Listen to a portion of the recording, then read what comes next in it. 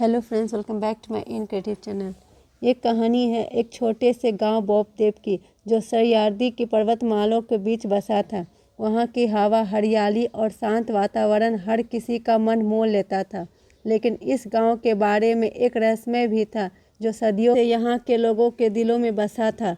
एक ऐसा रहस्य जो केवल कुछ ही लोग जानते थे और जिसे लेकर गाँव में कई डरावनी कहानियाँ सुनाई जाती थी। गांव के सबसे बुजुर्ग आदमी पाटिल काका कहते थे कि बोपदेव के जंगलों में एक पुराना मंदिर है। यह मंदिर न केवल बहुत पुराना था, बल्कि इसमें एक रहस्यमय शक्ति भी समाई हुई थी। पाटिल काका का कहना था कि यह मंदिर भगवान बोपदेव को समर्पित था, जो इस गांव के रक्षक थे। परंतु भगवान बोपदेव केवल उन्हीं लोगों को दिखाई देते थे जो मन से पूरी तरह शुद्ध हो। कई लोगों ने इस मंदिर तक पहुंचने का प्रयास किया, पर कोई वहां तक नहीं पहुंच सका। वे जंगल के रास्तों में खो जाते या अचानक ही वापस गांव लौट आते। राहुल गांव का एक युवा और जिज्ञासु लड़का हमेशा से इस रहस्य को सुलझाने की चाहत रखता था। उसने पाटिल काका से बोपदेव मंदिर की कहानियाँ सुनी थी और वो भी उन लोगों में से था जो इस मंदिर के रहस्य को जानना चाहता था।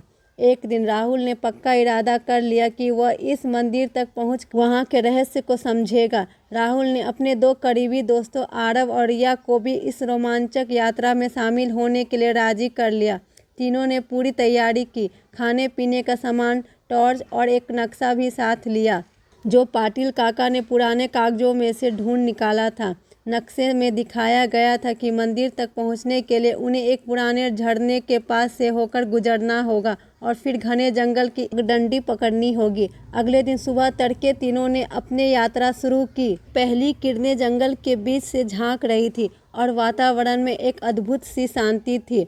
वे धीरे धीरे झरने के पास पहुँच गए और फिर घने जंगल की ओर बढ़ने लगे। जंगल का रास्ता बहुत कठिन था। पेड़ों की शाखाएं इतनी घनी थी कि सूरज की रोशनी भी वहां तक मुश्किल से पहुंच रही थी। थोड़ी ही देर बाद उन्हें महसूस हुआ कि रास्ता बहुत अजीब सा है। कभी कभी उन्हें लगता है कि वे एक ही जगह पर घूम रहे हैं और समय का कोई अंदाज़ा ही नहीं लग पा रहा था। इसी बीच अचानक राहुल को एक अजीब आवाज़ सुनाई दी। ऐसा लगा कि कोई धीरे धीरे उनका नाम पुकार रहा हो। उसने पीछे मुड़कर देखा, पर वहाँ कोई नहीं था। उसके दोस्तों ने भी वह आवाज़ सुनी थी, लेकिन उन्हें कुछ समझ नहीं आया कि यह आवाज़ आखिर आ कहाँ से रही थी। आवाज़ का पीछा करते करते वे जंगल में और गहराई तक उतर गए। वहाँ पहुंचकर उन्हें एक प्राचीन खंडर दिखाई दिया। ये वही जगह थी जिसके बारे में पाटिल काका ने बताया था। खंडर के पास एक पुरानी घंटी लटकी हुई थी, जो हवा में हल्के हल्के झूल रही थी। तीनों ने उस घंटे को बजाया और तभी एक अजीब सी गूंज उठी। उनके सामने मंदिर का दरवाज़ा धीरे धीरे खुल गया। अंदर घुसते ही उन्होंने देखा कि मंदिर का वातावरण बहुत ही रहस्यमयी था। दीवारों पर पुरानी मूर्तियां और शिलालेख खुदे हुए थे, जो किसी अज्ञात भाषा में थे। जैसे ही वे आगे बढ़े, अचानक एक दीवार पर एक शिलालेख चमकने लगा। उस पर लिखा था, जो सच्चे दिल से यहाँ आएगा, केवल वही इस रहस्य को समझ पाएगा। राहुल ने शिलालेख को ध्यान से देखा और उसका अर्थ समझने की कोशिश की। तब मंदिर के भीतर से एक गहरी आवाज़ गूंजी, क्यों आए हो यहाँ? किसकी तलाश है तुम्हें? घबरा गए, लेकिन राहुल ने साहस जुटाते हुए कहा, हम इस गांव के बारे में, इसके रहस्य के बारे में जानने आए हैं। वह आवाज़ थोड़ी देर के लिए शांत हो गई, फिर धीरे से बोली, अगर तुम सच्चे हो तो आगे बढ़ो, लेकिन याद रखना, तुम्हें अपने मन की शुद्धता सिद्ध करनी होगी।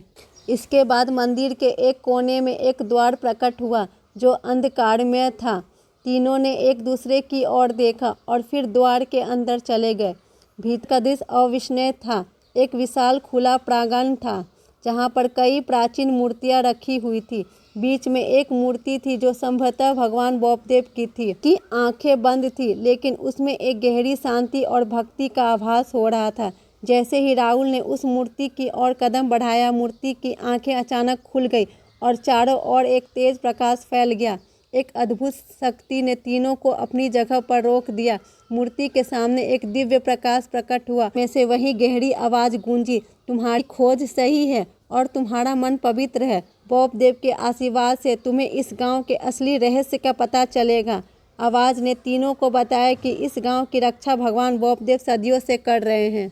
गांव पर एक प्राचीन सांप था जो इस मंदिर के भीतर कैद था, लेकिन हर 100 साल में कोई एक सच्चा व्यक्ति मंदिर तक पहुंचकर इस सांप को तोड़ सकता था।